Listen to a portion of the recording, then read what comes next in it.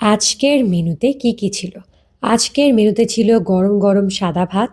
এর সাথে ছিল ইলিশ মাছের মাথা একদম মচমচে করে ভাজা। সাথে ছিল ফুলকপির ডাঁটা আর আলু ভাজা। এর সাথে ছিল শিম ভর্তা। শিম ভর্তা আমার খুবই পছন্দের। সাথে ছিল ইলিশ মাছ দিয়ে লাউ দিয়ে পাতলা করে ঝোল। একদম কচি লাউ ছিল। এটা খেতে যে এতটা দারুণ হয়েছিল! ইলিশ মাছ দিয়ে লাউ কিন্তু খুব ভালো লাগে। কেমন হয়েছে আজকের মেনুগুলো? আমার কাছে তো বেশ ভালো লেগেছে।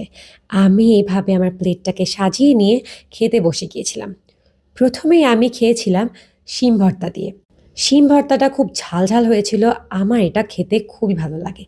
এরপরে আমি খেয়েছিলাম আলু আর ফুলকপির ডাঁটা ভাজি দিয়ে। এরপরে খেয়েছিলাম মাছের মাথা। এটা যে এত মজা লাগে আমার কাছে, বসে বসে এটা আমি খাই আস্তে আস্তে। এরপরে আমি খেয়েছিলাম লাউ দিয়ে ইলিশ মাছের ঝোল।